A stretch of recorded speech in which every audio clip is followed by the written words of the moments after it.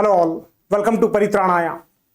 In this class, we will be discussing about another very important topic related to history, that is the Home Rule movement and its fallout. In the previous classes, we have discussed about the Swadeshi movement and subsequently we discussed about the Gadar movement.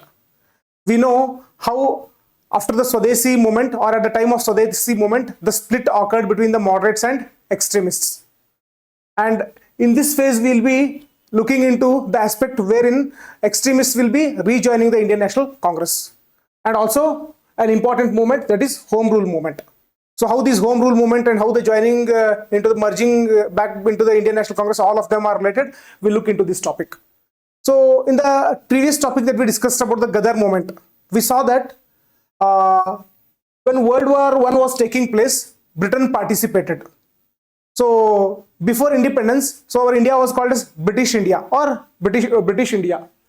So when Britain participated in First World War, so it is equivalent to what? India participating in the First World War or British government participating in First World War. So few of the Indians, they wanted to capitalize on the problems of Britishers, because when they are involved in war, then they have to channelize their resources and energy towards the war. So they could not focus properly on the domestic issues, or they could not concentrate on India. So we wanted to capitalize on this and we wanted to start a movement to throw the Britishers out of the country. So in this context, there are two movements which had started. The one movement which started in India and the other movement which started abroad. So the movement which started abroad, we call it as Gadar movement, which we already discussed in the previous class. So in this class, we will be discussing about the response of India.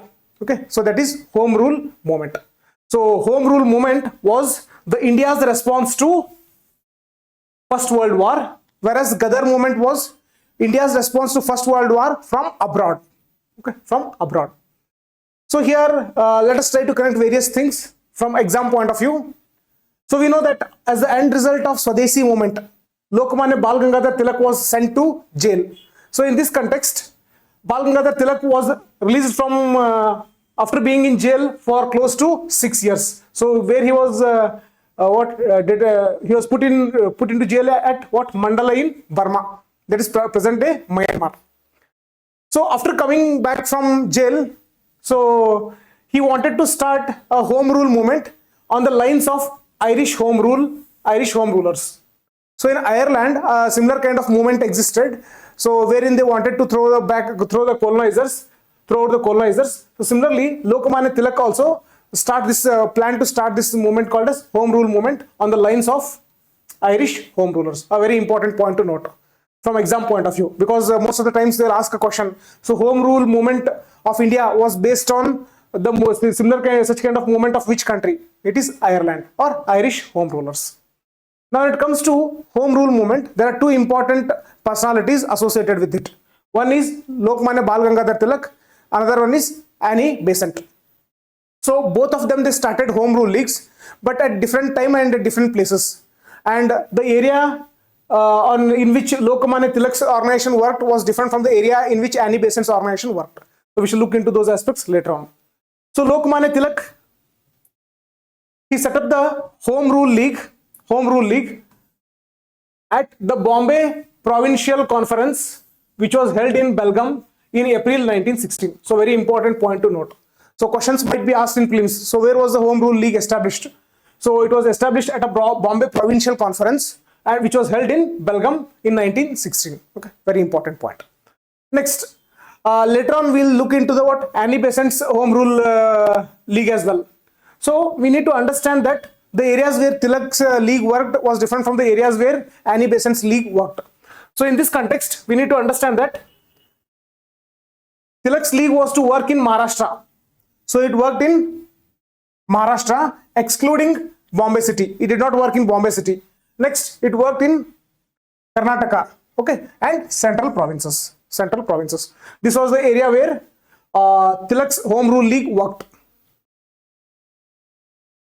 Next, when it comes to Annie Besant, okay, Annie Besant. So we need to understand the important role played by Annie Besant when it comes to reunion of Congress. So we know that within Congress there are two wings, moderates and extremists. So an example, Bal Gangadhar Tilak belonged to extremist wing, and there was a split occurred in 1907 in Surat session, and that session was presided by Rash Bihari Ghosh. Now after that split, both the wings, moderates as well as extremists, they understood that there was a mistake from both the sides. So because of this split, the Congress, it became weak. So they realized their mistakes and they wanted to get united. But still there was a slight opposition. And in order to unite them, Annie Besant played a very important role. So when split occurred, 1907, when the split occurred between moderates and extremists, so extremists were thrown out and Congress was under the control of moderates. Okay, was under the control of moderates. Now extremists wanted to rejoin Congress. So for this to happen, Annie Besant, she exerted pressure on moderates to admit extremists into Indian National Congress. Okay, so it means later on we'll see that in 1916 extremists joined Congress, but for this joining, the important role was played by Annie Besant. She insisted moderates to admit the extremists. Okay, extremists. So in this context, we shall look into some information background of Annie Besant. So Annie Besant, already she was 66 in 1914. So it indicates that even at this age, she was so much enthusiastic. Okay, she was so much enthusiastic. Had begun her political career in England as a proponent of free thought, radicalism, Fabianism, and theosophy. So about these terms, we have discussed in a separate class. So you can just refer those videos to get an idea about what is free thought, what is radicalism, Fabianism, and theosophy. In this context, we shall understand that she supported these ideas and she was influenced by these ideas. And in order to propagate these ideas, she had come to India. So had come to India to work for Theosophical Society. Okay, in 1893. So this year is not important, but the fact that she came to work for Theosophical Society is very important. So often questions will be posed in this manner. That Annie Besant started Theosophical Society. That is wrong. So Annie Besant did not start Theosophical Society. She worked for Theosophical Society. Okay. In this context, you can find extra information like who started Theosophical Society. Since 1907, she had been spreading the message of theosophy from her headquarters in Adyar. Okay. So here in this context, from Klim's point of view, they may ask you a question like, where was the headquarters of Theosophical Society located? So the headquarters was located in Adyar, so close to Madras. Important. In 1914, she decided to enlarge the sphere of her activities to include building the movement of Home Rule on the lines of Irish Home Rule League.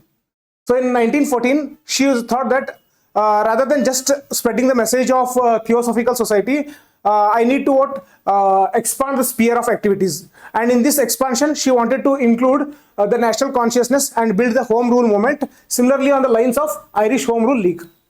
So on one side, Tilak also wanted to start a Home Rule League based on the Irish Home Rule League format. Similarly, Annie Besant also wanted to start Home Rule League based on these lines. Okay, these lines. So in early 15, she launched her campaign through her two papers, New India and Commonweal. Very important. So she started propagating the message about the Home Rule and all through her two newspapers, New India and Commonweal.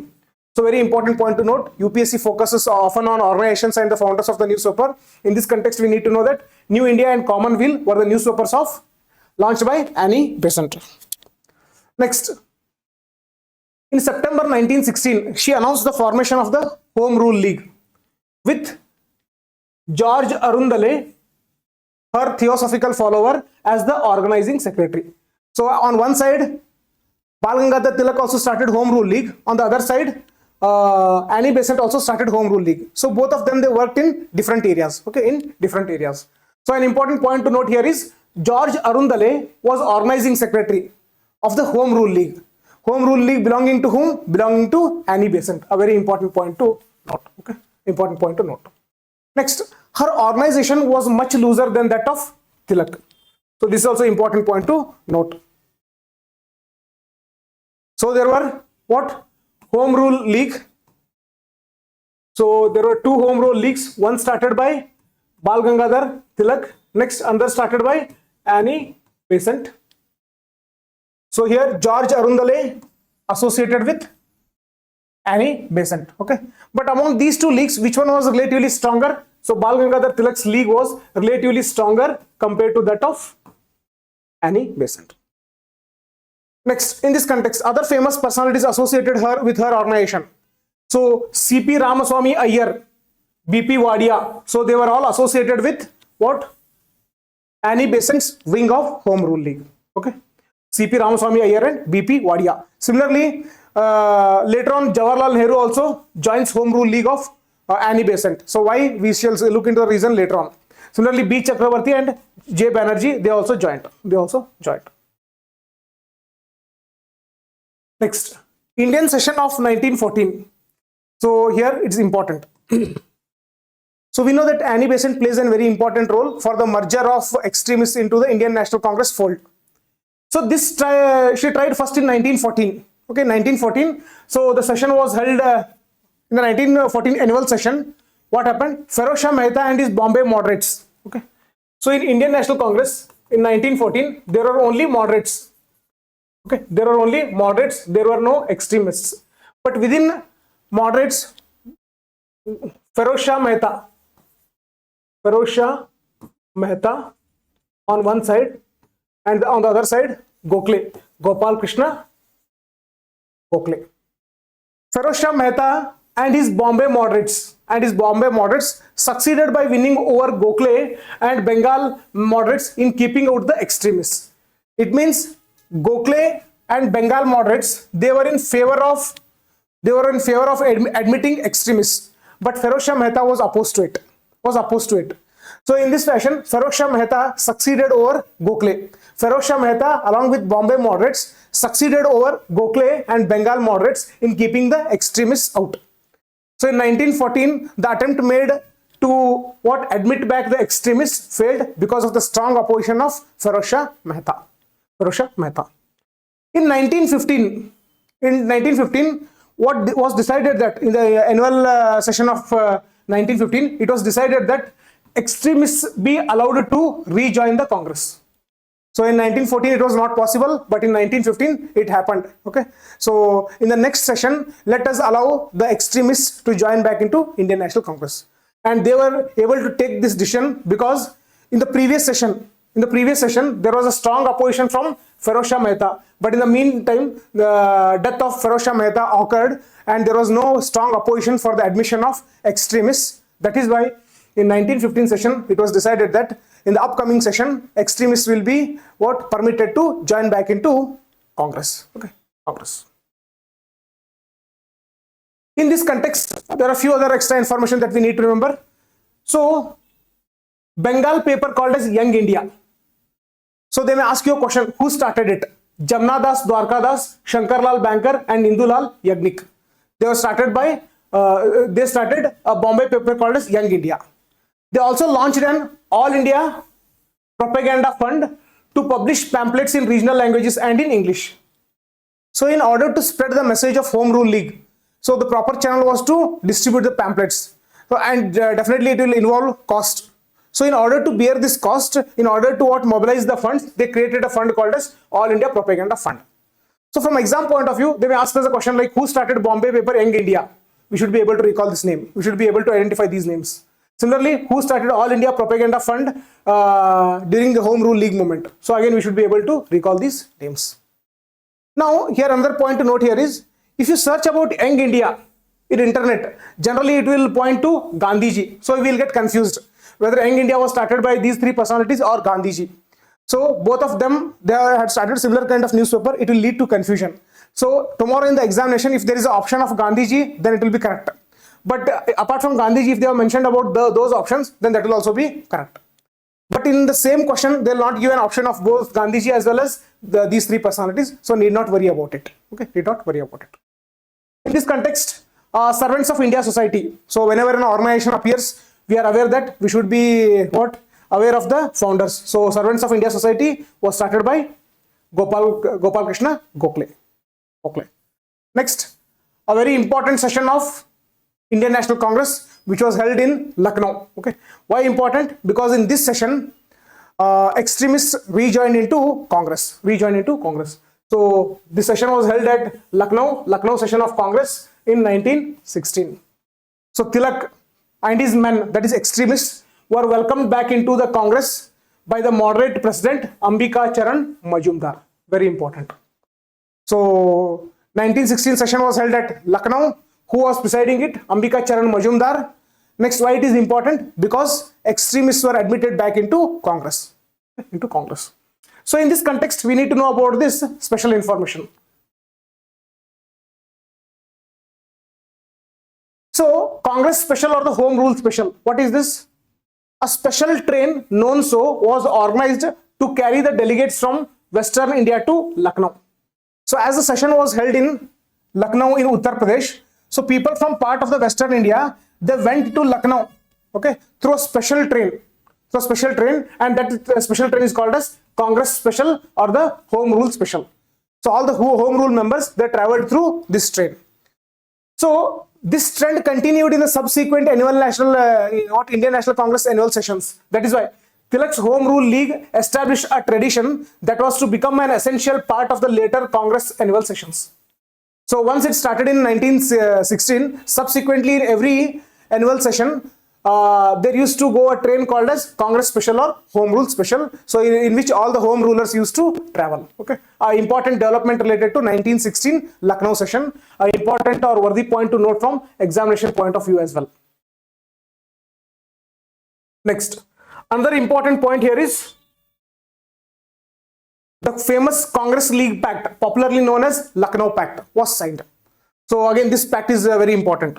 So if they ask us Lucknow Pact, then we'll be able to easily connect it to 1916. But if they ask us a question, when was the Congress League Pact signed? So Congress League Pact was signed in 1916 during the Lucknow session, and Lucknow session was presided by Ambika Charan Majumdar. So let us look into few of the developments or the important aspects of this pact. Madan Mohan Malviya was against this Congress League Pact, whereas Tilak defended the move which had acceded too much to the Muslims. So in this pact, Congress League Pact, so there was too much concession given to Muslim League. Too much concessions given to Muslim League. And in that, one example is principle of separate electorate. Separate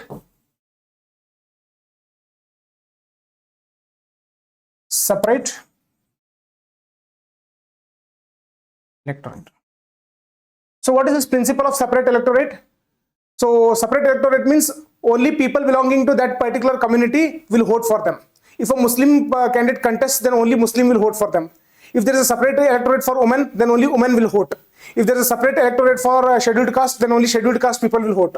So when there is a provision of what? Separate electorate, and as part of the Congress League Pact, principle of separate electorate for Muslims was accepted.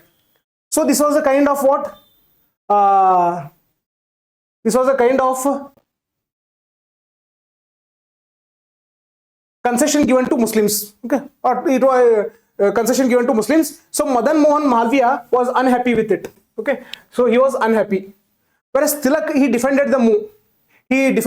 Saying that this liberty for Muslims is required. He also quotes the reason as well. Okay, It cannot be denied that the pact was motivated by a sincere desire to allay minority fears about majority domination.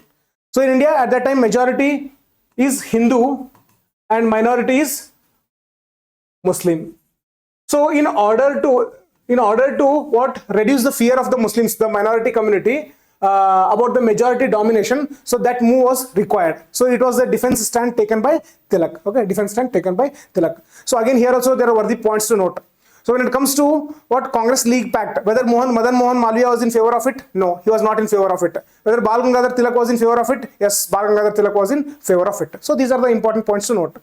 Why Madan Mohan Malviya was against it? Because there were too many concessions given to Muslims, especially the provision of what? Acceptance of separate electorate for Muslims. So these are the points worth remembering, both from prelims as well as mains point of view. Next, it demanded a further dose of constitutional reforms as a step toward self-government. Okay, so constitutional reforms. So before we got our constitution in 1950, India was governed by different acts. For example, before we got constitution, we were governed by the Government of India Act 1935. Before that, we were governed by Government of India Act 1919 or Montagu-Chelmsford reforms. Before that, we were governed by Government of India Act of 1909 or Morley-Minto reforms. So here what we see is evolution from 1909 Act to 1919, from 1990 to 1935. So continuously there was an evolution in the acts which used to govern India. Similarly here, through this Lucknow session, the Congress demanded that further dose of constitutional reforms as a step towards self-government. So here self-government means government by Indians. So now India was governed by foreigners, but the ultimate aim was self-government. India should be ruled by their own people. Okay, by their own people, we need to have our own system. So this kind of demands Congress made during the Lucknow session to Britishers. Okay, to Britishers. Next, another important development we shall see, working committee proposal. So in 1916 session, a working committee proposal was made by Tilak. So what was the intention of a working committee proposal? That the Congress should appoint a small cohesive working committee that would carry on the day-to-day affairs of the Congress and be responsible for implementing the resolutions passed by the annual sessions. So annual sessions, annually they'll happen only once. But whatever the decisions that have been taken annually, that have to be implemented. And in order to implement them on day-to-day basis, again we require small decisions that have to be taken. But daily, if there is no small organization, then implementation becomes difficult. That's why, in order to create a small body which will help to implement these resolutions which have been taken in the Indian National Annual Sessions, Tilak made a proposal for creating a working committee. Okay, working committee. So what was his aim? A proposal by which he hoped to transform the Congress from a deliberative body into a capable of leading a sustained movement. So his ultimate aim was, so every year when you meet, it will just become a deliberative body, a discussion body, a policy making body. But we want to give a proper channel and we want to make it as a sustained a movement. So for that we require a body which meets on day-to-day basis. So with this intention, Tilak proposed it, but was unfortunately quashed, was rejected by moderate opposition. So within the Congress, moderate opposed to the idea of having a Congress working committee. But in this context, we need to know that 4 years later, in 1920, a similar kind of proposal was made by Gandhiji, and that proposal was accepted. So this point indicates that within a span of 4 to 5 years, what kind of influence had Gandhiji started wielding on the Congress? This is just one example. In 1916, Tilak's proposal was rejected, whereas in 1920, Gandhiji's similar proposal of Congress Working Committee was accepted. Okay, was accepted. So even this development is important. Okay, development is important because UPSC will ask a question. Okay, will ask a question. Next, Government of Madras in June 1917. So this exact date and all is not necessary, but here we need to understand that Annie Besant, BP Wadia, and George Arundale, they were arrested. To protest their arrest, Sir Subramanya Iyer renounced the knighthood. So knighthood is like a honor. For example, Bharat Ratna, Padma Vibhushan, Padma Shri, whatever the awards that are being given. Similarly, a honor was conferred on Sir Subramanya Iyer, but he renounced it. He returned it. Why? In order to protest the arrest of Annie Besant, BP Wadia, and George Arundale. So he indirectly extended support to them. Next, those who had stayed away,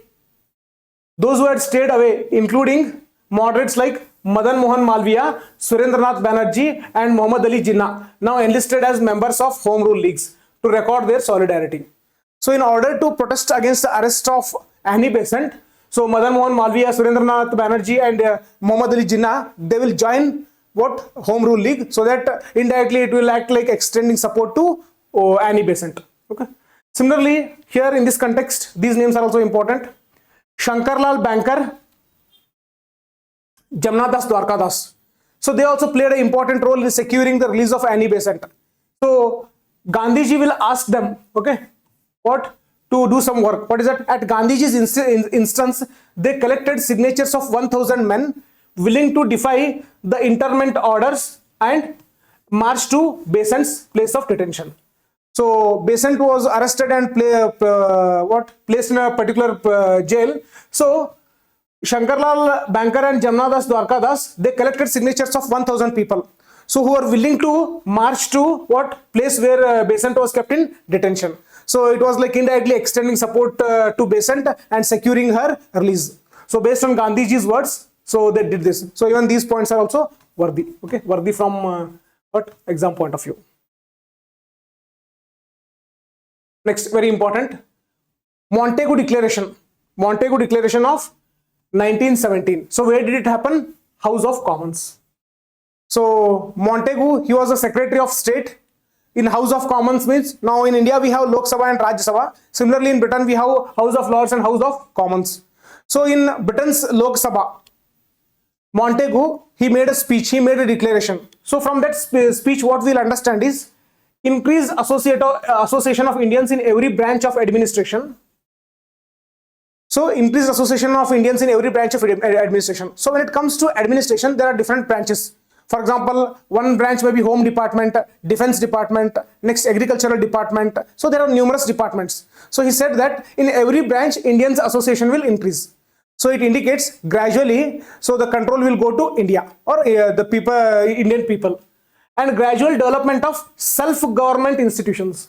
So what are self-government institutions? Now we have self-government institutions, but before independence, majority of the institutions, they were under the control of the Britishers. Okay, they were under the control of Britishers. But gradually, as the number of, as the association of Indians will go on increasing in every administration or every department, then definitely Indians will start controlling the various institutions. So obviously, automatically, they will become self-government institutions.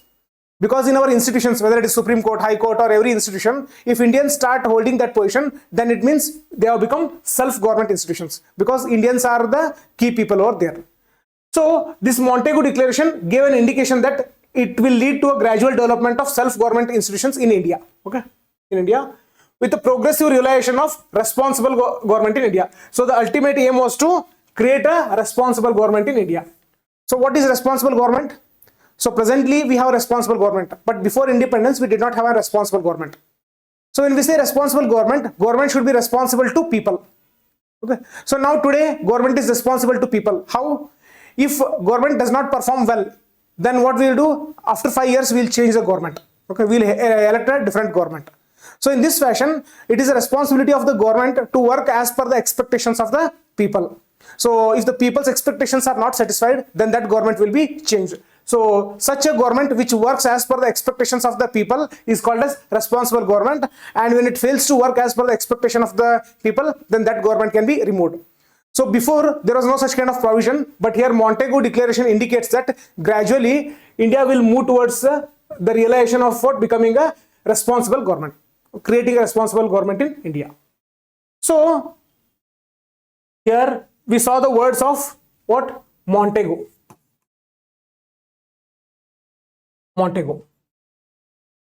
Similarly, these words of Montego were in 1917, but in 1909, Morley, while introducing constitutional reforms in 1909, had stated categorically that these reforms were in no way intended to lead to self-government. Okay, so in 1909, self-government, Morley said that we do not have any kind of intention of creating a self-government in India. But when Montego made a statement, it was totally opposed to the statement made by what? Morley.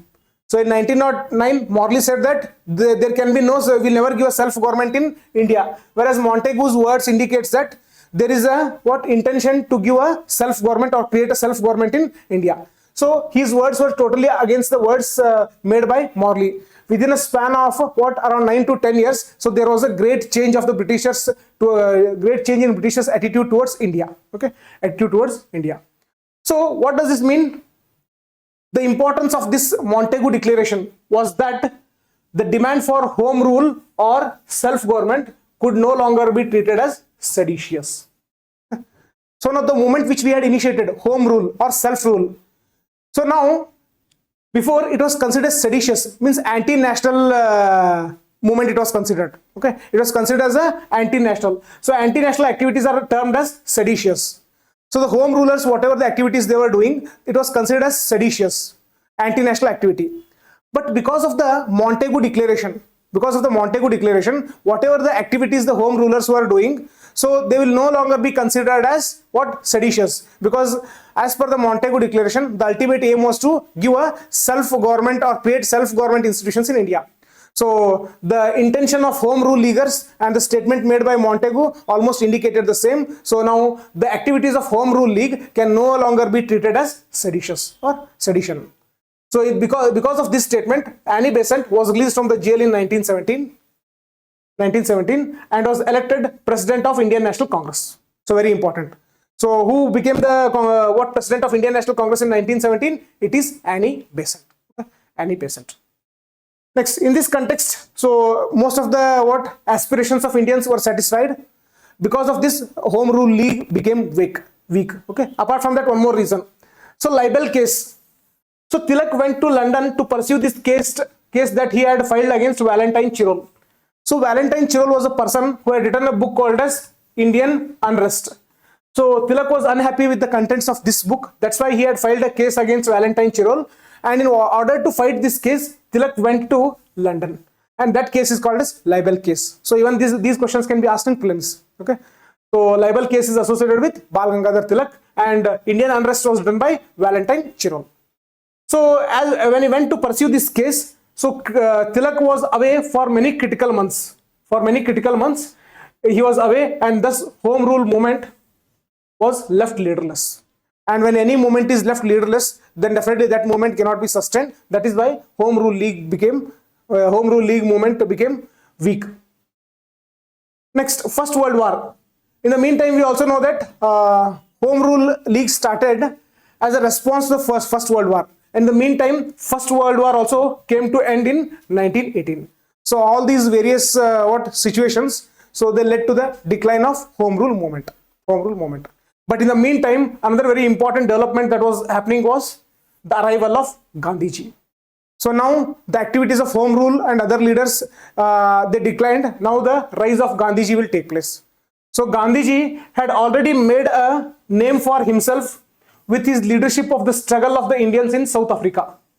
So he had already made a name for himself. In South Africa, he struggled for Indians and he fought for India's problems in South Africa. And after that, when he came to India also, he had become famous through three important struggles. One is Champaran struggle, Ahmedabad struggle, and Kheda struggle. So in the forthcoming classes, we'll be discussing about these various struggles as well. But already he had become famous with these regional struggles. Okay, Champaran struggle, Ahmedabad struggle, and Kheda struggle. So now he had become ready for a mass movement, for national level movement. And the first call that he gave was in 1919. He gave a call for the Satyagraha to protest against the obnoxious Rowlatt Act. Okay, the first all India call that he gave was against the Rowlatt Act. So now we'll start with the next phase, that is Gandhian phase. So under the Gandhian phase, we'll look into the important movements that were initiated and how finally we secured freedom for India. So in this, this was about the home rule movement. So after this, I'll urge you to read this this chapter from Bipan Chandra. And if there are any doubts, you can ask us in our live interaction classes, so that whatever the doubts you have, completely you will get in clarity and a clear picture about this topic will be developed.